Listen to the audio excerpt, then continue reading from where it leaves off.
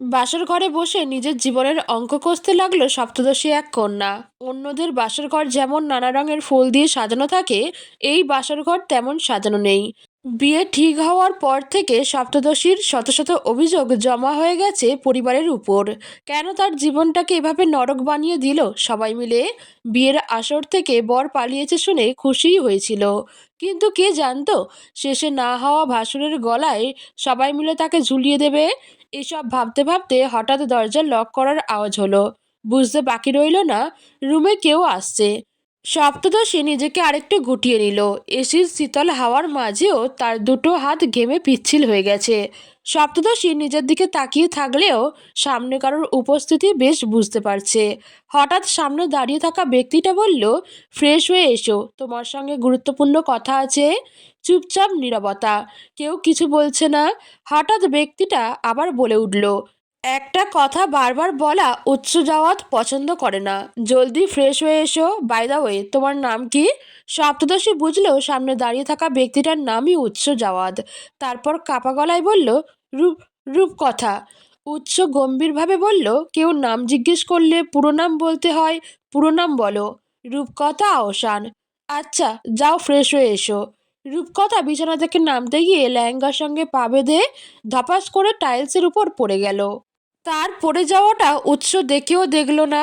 উৎস একটা T shirt আর trouser নিয়ে অন্য রুমে চলে গেল। এটা দেখে রূপকথার চোখে পানি জমে গেল। লোকটা তো চাইলেই তাকে উঠতে সাহায্য করতে পারত, কিন্তু সাহায্য করলো না। এত পাষাণ মানুষও হয় বুঝি? নিয়তি তাকে এ কোথায় এনে ফেললো। কোমরে আর হাঁটুতে ভীষণ ব্যথা পেয়েছে মেয়েটা। নিজেকে সামলে উঠে লাগেজ থেকে একটা নীল জামদানি শাড়ির সঙ্গে যাবতীয় সব জিনিস নিয়ে ওয়াশরুমে চলে গেল। শাওয়ারের নিচে দাঁড়িয়ে কিছুক্ষণ কান্না করলো। শুনেছে বাবার কাছে মেয়েরা নাকি চোখের মণি হয়। তাহলে রূপকথা কেন বাবার গলার কাঁটা হলো? তার বাবা শরীফ আহসান বৃদ্ধা মায়ের খুশিটা দেখলো, কিন্তু ছোট্ট মেয়ের খুশিটা কেন দেখতে চাইলো না? কেন দেখলো না? এসব প্রশ্নের উত্তর খুঁজতে খুঁজতে রূপকথা কান্নায় ভেঙে পড়ল। শাওয়ার নিয়ে পেটিকোট আর ব্লাউজ পরলো। হেয়ার ড্রায়ার দিয়ে চুলগুলো শুকিয়ে নিল। ওয়াশরুমের তাকেই রাখা ছিল হেয়ার ড্রায়ার। ওয়াশরুমে পড়লে শাড়িটা টাইলসের পানি দিয়ে ভিজে যেত, তাই ওয়াশরুমের দরজা খুলে দেখে নিল রুমে কেউ আছে কিনা। দেখলো না, কেউ নেই। কেউ নেই দেখে রূপকথা শাড়িটা হাতে নিয়ে বেরিয়ে আসলো। শাড়ির প্রতি সে অন্য একরকম একটা টান অনুভব করে। ছোট্ট থেকেই শাড়ি পরতে ভালোবাসে। নিজে নিজে খুব ভালোভাবে শাড়ি পরতে পারে। ঝটপট করে শাড়িটা পরে নিল। বুকের উপর থাকা এলোমেলো আঁচলটা হাতে নিয়ে যেই না ঠিক করতে যাবে, অমনি পিছনে চোখ যেতেই চমকে উঠল। দেখল উৎস হাতে কফি নিয়ে বারান্দার দরজায় হেলান দিয়ে তার দিকে তাকিয়ে দাঁড়িয়ে আছে। রূপকথা ভাবতে লাগলো, রুমে কবে আসলো এই লোক। মান সম্মানটা ধুলোয় মিশে গেল। রূপকথার এবার লজ্জায় কান্না চলে আসলো। তার সঙ্গেই কেন এসব হয়? উৎস রুমে এসে রূপকথার সামনে দাঁড়িয়ে বলল, বিছানায় বসো, আমি আসছি। বিছানায় কেন বসতে বলল, এটাই ভাবছিল রূপকথা। হঠাৎ মনে পড়ল উৎস বলেছে একটা কথা বারবার বলা সে পছন্দ করে না। তাই তাড়াতাড়ি বিছানায় গিয়ে বসে পড়ল। উৎস কফির কাপ দুটো বিছানার পাশে টি টেবিলে রেখে বিছানার পাশে একটা চেয়ার টেনে বসলো। রূপকথার উৎসের মাঝে এখন হয়তো 2.5 হাত বা তার থেকে একটু কম বেশি দূরত্ব বিদ্যমান। উৎস জিজ্ঞেস করলো, আমার নাম তো নিশ্চয়ই এতক্ষণে জেনে গেছো। সম্পর্কে তোমার ভাসুর হওয়ার কথা ছিল, কিন্তু পরিস্থিতির চাপে পড়ে বর হয়ে গেলাম। আমি শিওর তুমি আমার সম্পর্কে কিছুই জানো না। এবার আমি আমার সম্পর্কে বলবো আর তুমি শুনবে। এরপর উৎস থেমে আবার বলল, তুমি শুনলে হয়তো অবাক হবে, আমি আগেও একটা বিয়ে করেছিলাম। এই কথা শুনে রূপকথার দম আটকে আসলো। শেষে কিনা তার বাবা তাকে একটা ডিভোর্স হওয়া ছেলের সঙ্গে বিয়ে দিয়ে দিল। উৎস বলতে লাগলো, আমার আগের ওয়াইফের নাম ছিল ইসমা জাহান। তার সঙ্গে আমার কোনো প্রেম ভালোবাসার সম্পর্ক ছিল না। 6 মাসের একটা নাটকীয় সংসার ছিল আমাদের। আমাদের কখনো প্রেমালাপ হয়নি, কখনো একে অপরকে ছুঁয়ে দেখাও হয়নি। ইসমা ওর পরিবারের চাপে পড়ে আমাকে বিয়ে করেছিল। বিয়ের দিন রাতে জানলাম ওর বয়ফ্রেন্ড আছে, তারা একে অপরকে ভালোবাসে। ছেলেটা কোনো অংশে ইসমার থেকে কম ছিল না। তাও ইসমার বাবা জেদ করেই ইসমাকে আমার কাছে বিয়ে দিয়ে দিল। মাঝখানে বলির পাঠা হলাম আমি। এরপর 6 মাস কোনোভাবে কাটিয়ে ওকে ডিভোর্স দিয়ে ওর বয়ফ্রেন্ডের হাতে তুলে দিলাম। আগে থেকেই আমার বিয়ে শাদি করার কোনো ইচ্ছা ছিল না। শেষে মা অনেক ইমোশনাল ব্ল্যাকমেল করে বিয়েতে রাজি করায়। ইসমাকে বিয়ে করলাম ঠিকই, কিন্তু সংসার করতে পারিনি। রিজিকে ছিল না। এরপর বিয়ে শাদী থেকে আরও মন উঠে গেল। জীবনটাকে কাজের মধ্যে সীমাবদ্ধ করলাম। আগেও তেমন একটা মিশুক স্বভাবের ছিলাম না। ওই ঘটনার পর থেকে পরিবারকে আরও সময় দেওয়া কমিয়ে দিলাম, কারণ পরিবারের জন্যই আমার জীবনে এত কিছু হয়েছিল। বিয়ে শাদী আর জীবনে করব এটাও ভাবিনি, কিন্তু নিয়তির লেখন খণ্ডাতে পারে কে? যা হওয়ার সেটাই হলো। আমার কুলাঙ্গার ভাইয়ের জন্য সব কিছু এলোমেলো হয়ে গেল। তোমার মতো পিচ্ছি একটা মেয়ের জীবনের ধ্বংসের হাত থেকে বাঁচাতে আমাকে কাজে লাগানো হলো। মাঝখান দিয়ে আমার আর তোমার বয়সের পার্থক্যটা কেউ দেখলো না। রূপকথার খুব জানতে ইচ্ছা করছে উৎসের বয়স সম্পর্কে। তার কৌতূহল দমাতে না পেরে প্রশ্ন করে বসলো, বয়স কত আপনার? অনুমান করো কত হতে পারে? 25-26 হবে। আমার বয়স এত কম হলে যার সঙ্গে তোমার বিয়ে ঠিক হয়েছিল তার বয়স কত? কি জানি, বুঝতে পারছি না। আপনি বলে দিন। আমাকে দেখে কিভাবে তোমার 25-26 বছর বয়সী তরুণ মনে হলো আমি জানি না, তবে আমার বয়স এতটাও কম না। আমি যখন ইসমাকে বিয়ে করি তখন আমার বয়স ছিল 27 বছর। আমাদের বিয়ের আর ডিভোর্সের আজকের 9 বছর হতে চলল। এবার হিসেব করো আমার বয়স কত হতে পারে। উৎসর বয়স হিসেব করে রূপকথার চোখ ছানা বড়া হয়ে গেল। মুখ ফুটে বলেই দিল, কি আপনার বয়স 36? বোঝাই তো যায় না। কে বলেছে বোঝা যায় না? তুমি পিচ্ছি বলে বুঝতে পারোনি। না, সত্যি মাথা ছুঁয়ে বলছি। আচ্ছা বুঝেছি। শুনো, আমি খুব ভালো মানিয়ে নিতে জানি। যে কোনো কিছু খুব সহজেই সমাধান করতে আমার ভালো লাগে। এই সম্পর্ক নিয়ে তুমি যা চাইবে তাই হবে। তোমার কোনো কিছুতে আমি কোনো প্রকার বাধা দিব না। এই বিশ্বাসটা তুমি আমার উপর রাখতে পারো। এবার তোমার সম্পর্কে বলো। আমি তো কিছুই জানি না তোমার সম্পর্কে। এমনকি তোমার নামটা পর্যন্ত একটু আগে জানলাম। রূপকথা দীর্ঘশ্বাস ফেলে বলতে আরম্ভ করলো, আমার নাম রূপকথা আহসান। বাসা ঢাকা গুলশান 1-এ। নিজেদের ফ্ল্যাটে থাকি। বাবা সাউথ পয়েন্ট স্কুল অ্যান্ড কলেজের প্রিন্সিপাল। আমি ওই কলেজে ইন্টার ফার্স্ট ইয়ারের স্টুডেন্ট। আমার মা একজন গৃহিণী। আমার একটা বড় ভাই আছে, অনার্স সেকেন্ড ইয়ারে পড়ে। বাসায় আমরা 5 জন থাকি, মানে থাকতাম আর কি। আমি, ভাই, মা, বাবা, দাদি। রূপকথা একটানা কথাগুলো বলে একটু থামলো, তারপর মন খারাপ করে বলল, জানেন, আমাদের পরিবারটা খুব সুন্দর ছিল। তারপর হঠাৎ দিদির ক্যান্সার ধরা পড়ল। এরপর থেকেই আমাদের সব এলোমেলো হয়ে গেল। সবাই আমাকে বিয়ে দেওয়ার জন্য, আমার জীবন ধ্বংস করার জন্য উঠে পড়ে লাগলো। তারা অবশ্য সফলও হয়েছে। তারা পেরেছে।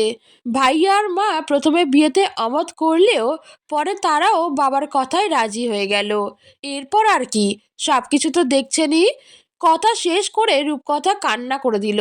তার সুন্দর জীবনটা কিভাবে নষ্ট হয়ে গেল। রূপকথার বলা প্রতিটা বাক্য উৎস খুব মনোযোগ দিয়ে শুনল। মেয়েটার প্রতি খানিক মায়া হলো। এত ছোট্ট একটা মেয়েকে কিভাবে বিয়ে দিয়ে দিল। তার থেকে বড় কথা, সে অবাক হচ্ছে এটা ভেবে যে সে বাল্য বিবাহ করেছে। শেষে কিনা নিজের হাঁটুর বয়সী একটা মেয়েকেই বিয়ে করতে হলো।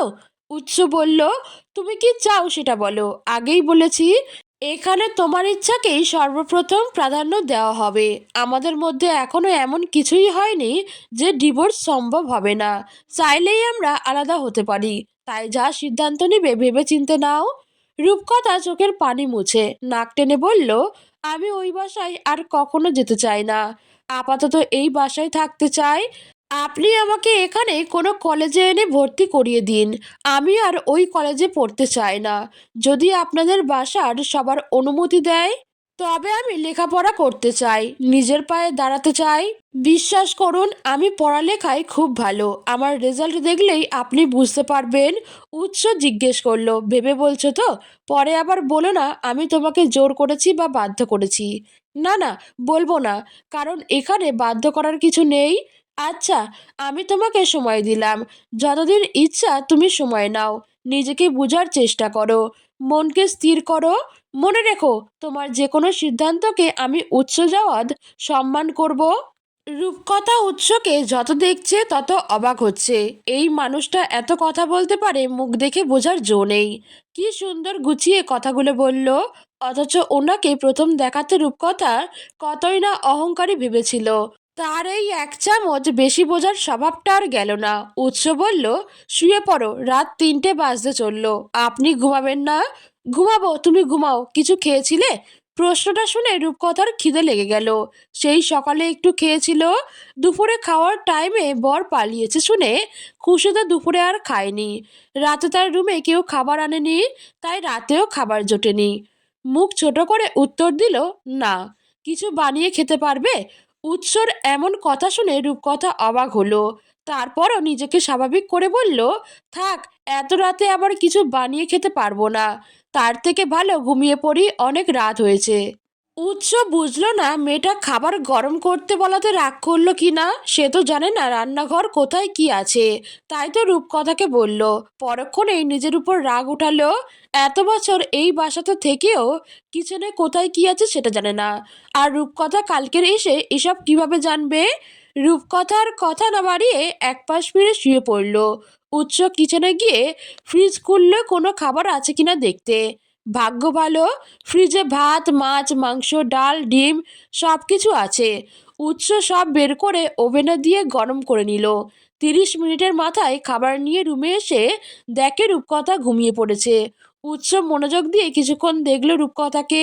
পাতলা গঠনের একটা মেয়ে, রংটা একদম ধবধবে সাদা। উচ্চতা কত আর হবে? খুব একটা ভুল না হলে 5 ফুট 2 ইঞ্চি হবে। সব মিলিয়ে তাকে লাল সুন্দরী বললে মন্দ হবে না। উৎস দেখল রূপকথা তার থেকে ঠিক 7 ইঞ্চি খাটো, কারণ উৎস 5 ফুট 9 ইঞ্চি। এসব ভাবতে ভাবতে না আবার খাবারটা ঠান্ডা হয়ে যায়। তাই উৎস খাবারগুলো বিছানার পাশের টি টেবিলে রেখে রূপকথাকে ডাকলো, রূপকথা, রূপকথা ওঠো, তোমার জন্য খাবার এনেছি। রূপকথা। এবার রূপকথা একটু নড়ে চড়ে শোয়া থেকে উঠে বসলো। খাবার এনেছি, খেয়ে নাও। এত রাতে আবার কষ্ট করতে গেলেন কেন? খাবার ফ্রিজেই রাখা ছিল, আমি শুধু ওভেন দিয়ে গরম করে এনেছি। ও। কথা শেষ করে রূপকথা ওয়াশরুমে গিয়ে ফ্রেশ হয়ে আসলো। মুখ মুছে টাওয়ালটা খাটে ছুঁড়ে মারলো। উৎস সেটা নিয়ে বারান্দায় মেলে দিল। বিছানায় এভাবে টাওয়েল ছুঁড়ে মারায় উৎস বিরক্ত হলো, কারণ তার অগোছালো কাজ একদমই পছন্দ না। উৎস বারান্দা থেকে এসে দেখে রূপকথা খাওয়া শুরু করেছে। উৎস বিছানার একপাশে গিয়ে হেলান দিয়ে বসে ল্যাপটপে কাজ করতে লাগলো। অন্যদিকে রূপকথা আপন মনে খাচ্ছে। উৎস কাজের মাঝে হঠাৎ রূপকথার দিকে তাকালো, ভাবলো তার ভাই কিভাবে পারলো এই মেয়েটাকে ঠকাতে। পরক্ষণেই মনে মনে বলল, এর যা করেছিস তার মাসুল তোকে গুনতেই হবে। এটা উৎস যাওয়াদের ওয়াদা। রূপকথা খাওয়া শেষ করে উৎসের দিকে তাকাতেই দেখতে পেল উৎস তার দিকে তাকিয়ে আছে। উৎসকে এভাবে তাকিয়ে থাকতে দেখে রূপকথা প্রথমে ভেবেছে মুখে খাবার লেগে আছে, কিন্তু পরে দেখে না, সব ঠিকই আছে। তাহলে এভাবে তাকিয়ে আছে কেন? এইসব সাত পাঁচ আর না ভেবে রূপকথা আগের বারের মতো অন্যদিকে মুখ করে শুয়ে পড়ল। উৎস এতক্ষণে আর ঘুমালো না। কিছুক্ষণ পর আজানের শব্দ শুনে উৎস বিছানা থেকে নেমে ওয়াশরুমে চলে গেল। অজু করে এসে মসজিদে চলে গেল। নামাজ শেষ করে এসে দেখে রূপকথা একদম গুটিসুটি মেরে ঘুমিয়ে আছে। দেখে বোঝা যাচ্ছে ঠান্ডা লেগেছে। যা দেখে উৎস এসির পাওয়ারটা একটু কমিয়ে দিল। এরপর জগিংয়ে যাওয়ার জন্য তৈরি হয়ে নিল। জগিংয়ে যাওয়ার আগে একবার রূপকথাকে দেখে গেল। রূপকথা তখনও বেঘোরে ঘুমাচ্ছে। তার বেবি হেয়ারগুলো চোখ মুখের উপর এসে হানা দিয়েছে। রূপকথার চুলগুলো বেশি লম্বা না, কোমর থেকে অনেকটাই উপরে, তবে চুলগুলো অনেক বেশি সুন্দর এবং সিল্কি। উৎস আর দাঁড়িয়ে সময় নষ্ট করল না, বেরিয়ে পড়ল জগিংয়ের উদ্দেশ্যে। অন্যদিকে রূপকথার দাদির অবস্থা তেমন ভালো না। গতকাল নাচ জামাই পালিয়েছে শুনে বৃদ্ধা অনেক বেশি হাইপার হয়ে গিয়েছিল। এরপর প্রেশার হাই হয়ে যা তা অবস্থা। সারা রাত বাসার একটা মানুষও ঘুমাতে পারেনি। সবাই বসে বসে পাহারা দিয়েছে। তাকে এখন হাসপাতালে নেওয়াও যাবে না। তাই বাসায় ডাক্তার আনা হয়েছে। ডাক্তার এসে সব দেখে ওষুধ দিয়ে গেলেন। সকাল হতে একটু সুস্থ বোধ করেছেন। আগামী মাসে তাকে ইন্ডিয়া নিয়ে যাওয়া হবে চিকিৎসার জন্য। তবে তিনি যেতে নারাজ। তার একটাই কথা, তার হায়াত ফুরিয়ে এসেছে। শুধু শুধু তাকে আর কষ্ট না দেওয়ার অনুরোধ জানিয়েছেন একমাত্র ছেলে সন্তান রূপকথার বাবা শরীফ আহসানের কাছে। তারপরও সবার জোরাজুরিতে শেষে তিনি একটা শর্ত দিয়ে রাজি হয়েছেন ইন্ডিয়াতে যেতে। শরীফ আহসানের আর কোনো ভাই বোন নেই। তিনি বাবা মায়ের একমাত্র সন্তান। শরীফ আহসানের ছোট সংসার, একমাত্র ছেলে এবং একমাত্র মেয়ে। মা বউকে নিয়ে তার একান্ত ভুবন। মাকে তিনি ভীষণ ভালোবাসেন। মায়ের কথা তিনি কিছুতেই ফেলতে পারেন না, যেমন এবারও পারলেন না। অসুস্থ মায়ের মুখের দিকে তাকিয়ে নিজের হৃৎপিণ্ডটা অন্যের হাতে তুলে দিল। এর থেকে বড় কষ্ট এই মুহূর্তে দাঁড়িয়ে তার জন্য আর কি হতে পারে। সকাল 9:30 উৎস বাসায় আসলো। এসে দেখে এখনো বাসার কেউ ওঠেনি। কিচেনে সার্ভেন্ট 3জন কাজ করছে, আর বাইরে বাগানে মালি গাছের নিচে মাটিতে বেড়ে ওঠা ঘাসগুলো পরিষ্কার করছে। উৎস বাসায় ঢুকে প্রথমে নিজের রুমে গেল, এরপর ফ্রেশ হয়ে মা বাবার রুমে গেল। তারা দুজন কিছু একটা নিয়ে কথা বলছিল। উৎস দরজায় টোকা দিয়ে তাদের নজর তার দিকে ঘোরালো। দুজনেই বেশ চমকালো, কারণ সচরাচর উৎস কখনোই তাদের রুমে আসে না। আজকে হঠাৎ আসলো। উৎসের বাবা ফারুক জাওয়াদ ছেলেকে দেখে বললেন, ওখানে দাঁড়িয়ে কেন, ভেতরে আসো উৎস। এখনো বাইরে আসলেন না? দেখে ডাকতে এলাম। এই একটু পর যাচ্ছিলাম। আচ্ছা। উৎস যখন চলে আসবে তখন তার মা আয়েশা বেগম তাকে পিছন থেকে ডাকলো, উৎস, রূপকথা উঠেছে? উৎস পিছন ফিরে উত্তর দিল, না, এখনো ঘুমাচ্ছে। আয়েশা বলল, ওকে ডেকে তুলো, আজকে এই বাড়িতে ওর প্রথম দিন। সবার সঙ্গে বসে একসঙ্গে নাস্তা করুক, পরিচিত হোক। উৎস কিছু না বলে চলে গেল। উৎস যেতেই ফারুক স্ত্রীকে বললেন, আয়েশা, আমরা কি কিছু ভুল করলাম? না, আমরা কোনো ভুল করিনি। দেখবেন সব ঠিক হয়ে যাবে। আল্লাহর উপর ভরসা রাখুন। এবার আপনার ছোট কুলাঙ্গারটাকে খুঁজে বের করার ব্যবস্থা করুন। ফারুক সাহেব ক্ষিপ্ত হয়ে বলল, ছোট কুলাঙ্গার না বলে শুধু কুলাঙ্গার বলো, কারণ আমার ঘরে কুলাঙ্গার আছে, ও ওই একটা। আয়েশা বেগম আর কিছু বলল না। রুম থেকে বের হয়ে সার্ভেন্টদের বললেন টেবিলে সাজাতে। সেই হিসেবে সার্ভেন্টরাও খুব সুন্দর করে টেবিলটা সাজাতে শুরু করলো। উৎস রুমে এসে দেখে রূপকথা এখনো ঘুমের দেশে। উৎস ওর মাথার পাশে দাঁড়িয়ে ডাকতে আরম্ভ করলো, রূপকথা, রূপকথা ওঠো, এই মেয়ে ওঠো। এভাবে কয়েকবার ডাকার পরও রূপকথা উঠছে না। দেখে উৎস বিরক্ত হয়ে বলল, এই মেয়ে কানে কম শুনো নাকি? উঠতে বলছি না, ওঠো। উৎসর এমন ডাকে রূপকথা ভয় পেয়ে তড়িঘড়ি করে উঠতে গিয়ে কোমরটা টান খেলো। ব্যথায় কোমরে হাত দিয়ে আহ করে চিৎকার করে উঠল। উৎস জিজ্ঞেস করলো, কি হয়েছে? কি হয়েছে জিজ্ঞেস করেছি। আপনি কি অন্ধ? মানে, কালকে তো আপনার সামনেই পড়ে ব্যথা পেলাম, এখন আবার জিজ্ঞেস করছেন কি হয়েছে? ও, ফ্রেশ হয়ে নাস্তা করে মেডিসিন নাও, ব্যথা সেরে যাবে। রূপকথা কিছু না বলে ওভাবেই বসে রইল। উৎস ওর দিকে তাকিয়ে আছে। এলোমেলো চুলগুলো, এলোমেলো শাড়ি, মুখে তেলতেলে চিকচিকে ভাব। সব মিলিয়ে রূপকথাকে দেখতে একটা পাগলের মতো লাগছে। উৎস বলল, মা, তোমাকে নাস্তা করতে ডেকেছে। উঠছি তো। উৎস আর কিছু না বলে নিচে চলে গেল। রূপকথা উঠে সবুজ রঙের একটা শাড়ি নিয়ে ওয়াশরুমে চলে গেল। দেরি হয়ে যাচ্ছে ভেবে শাওয়ার নিয়ে চুল না শুকিয়েই বেরিয়ে আসলো। রুমের দরজা ভালো করে লক করে শাড়িটা পরে নিল। এরপর ভিজে চুলগুলো মাঝখানে সিঁথি করে ছেড়ে দিল। শেষে শাড়ির আঁচলটা টেনে ডান কাঁধের উপর এনে নিচে চলে গেল। জাওয়াত কুঞ্জের ডাইনিং টেবিলে আয়েশা বেগম, ফারুক সাহেব, উৎস 3জনই বসে আছে। সবাই মূলত রূপকথার জন্য অপেক্ষা করছে। উৎস মোবাইলে কিছু দেখছে আর ফারুক সাহেব খবরের কাগজ পড়ছেন। আয়েশা বেগম আজকের কি রান্না হবে এসব নিয়ে কথা বলছিলেন সার্ভেন্টদের সঙ্গে। হঠাৎ রূপকথাকে সিঁড়ি দিয়ে নামতে দেখে উৎস চমকালো। দেখলো মেয়েটা আজকেও শাড়ি পরেছে। উৎস বুঝলো না, কোমরে ব্যথায় দাঁড়াতে পারছে না যখন, তখন শাড়ি পরার দরকারটা কি? তার মধ্যে আবার দেখা যাচ্ছে চুলগুলো ভিজা। উৎস মনে মনে ভাবলো, এই মেয়ের মাথায় নির্ঘাত সমস্যা আছে। না হয় আমাকে এভাবে লজ্জায় ফেলার মানে হয়? রূপকথা ডাইনিং টেবিলের কাছে এসে সবাইকে গুড মর্নিং জানালো। রূপকথার কণ্ঠ শুনে আয়েশা বেগম এবং ফারুক সাহেব দুজনেই তার দিকে তাকালো। তারাও হাসি মুখে গুড মর্নিং বলে রূপকথাকে উৎসের পাশের চেয়ারে বসতে বলল। আয়েশা বেগম জিজ্ঞেস করলো, কোমরে হাত কেন বৌমা, কি হয়েছে কোমরে?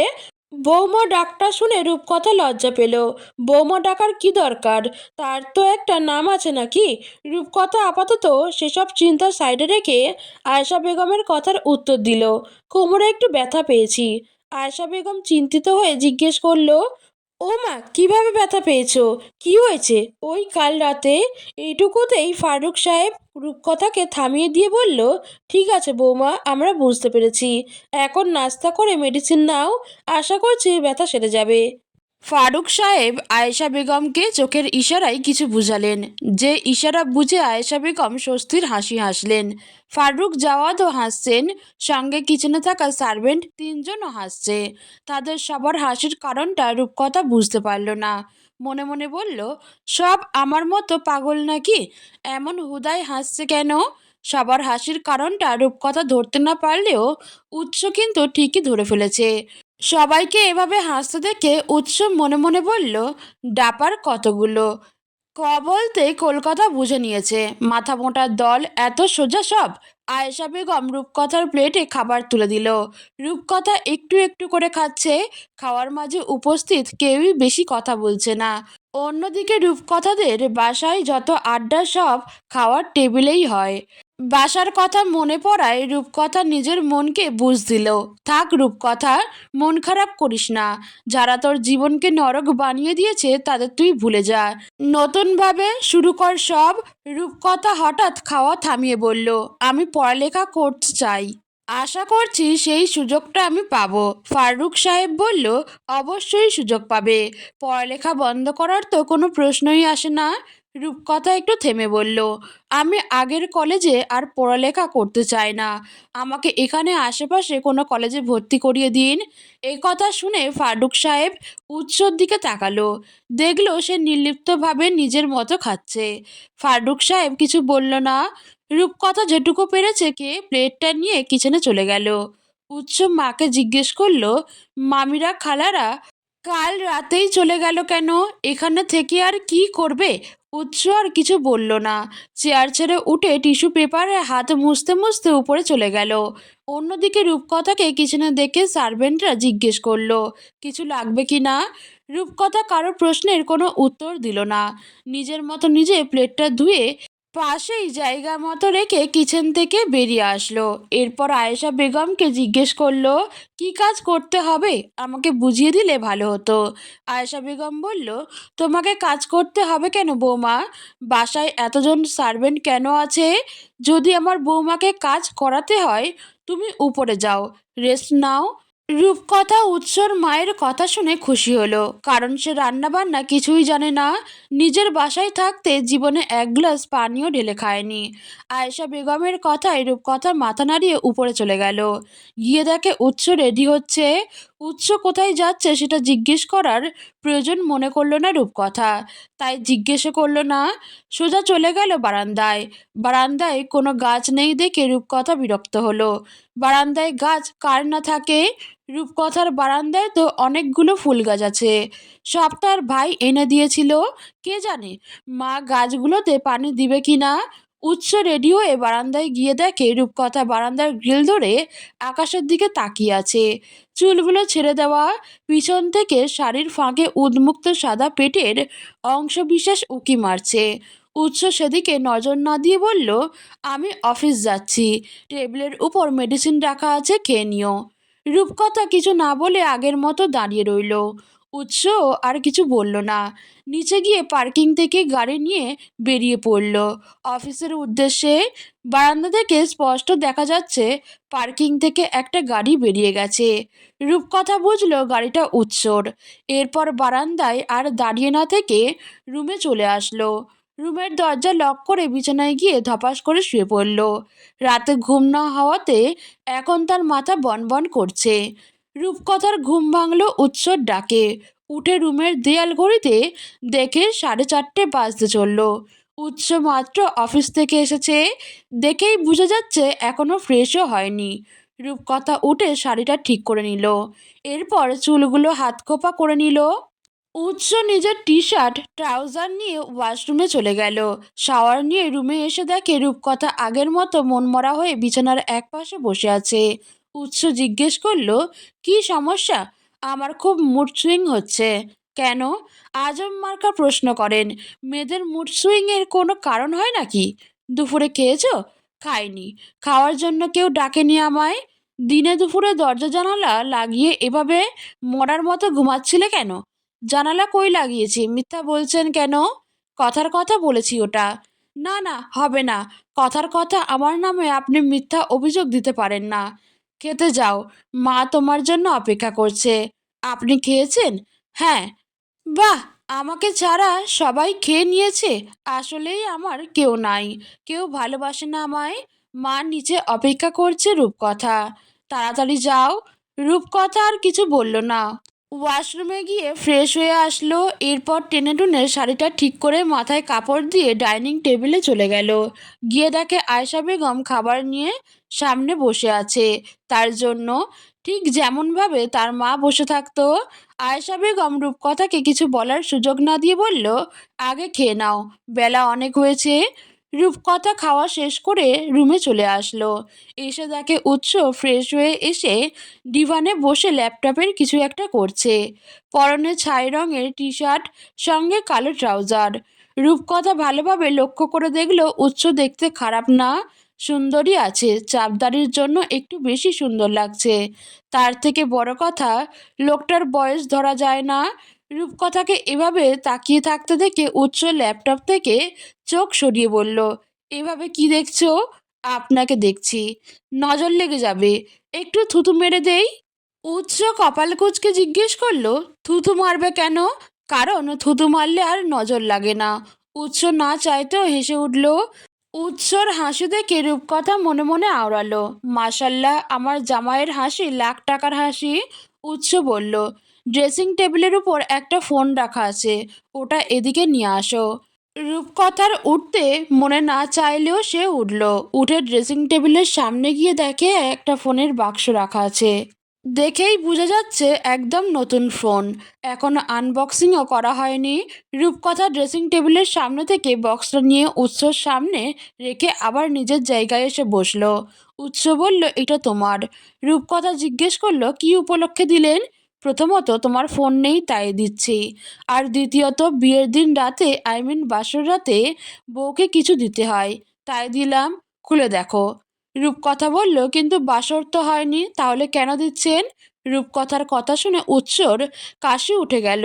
রূপকথা তাড়াতাড়ি উঠে টি টেবিল থেকে পানির গ্লাসটা এনে উৎসর হাতে দিল। উৎস পানিটা খেয়ে বলল, বাসর হয়নি তো কি হয়েছে, বিয়েটা তো হয়েছে। রূপকথা একটু ভেবে বলল, তাও ঠিক। উৎস ফোন বক্সটা এগিয়ে দিয়ে বলল, অনেক কথা হয়েছে, এবার এটা খুলে দেখো।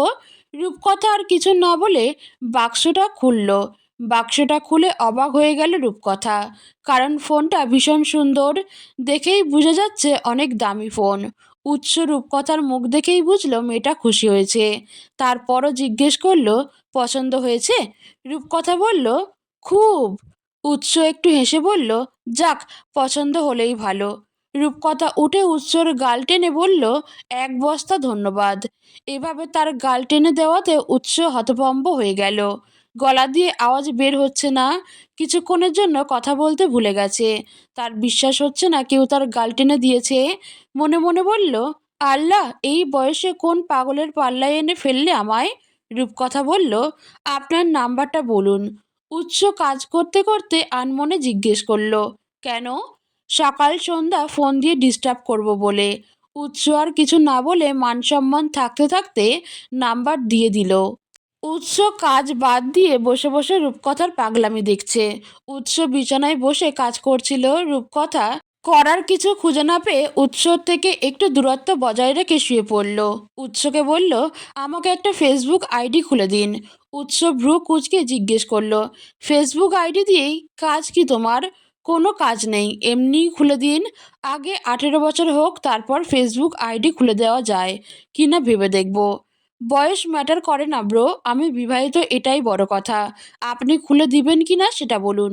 না, ঠিক আছে আমি নিজেই খুলবো। উৎস আর কিছু বলল না, কিছুক্ষণ পর তাকিয়ে দেখে রূপকথা ঘুমিয়ে পড়েছে। উৎস অবাক না হয়ে পারল না। একটা মানুষ সারাদিন কিভাবে এত ঘুমাতে পারে আল্লাহ জানে। কিছুক্ষণ পর উৎস ল্যাপটপ রেখে বিছানায় গা এলিয়ে দিল।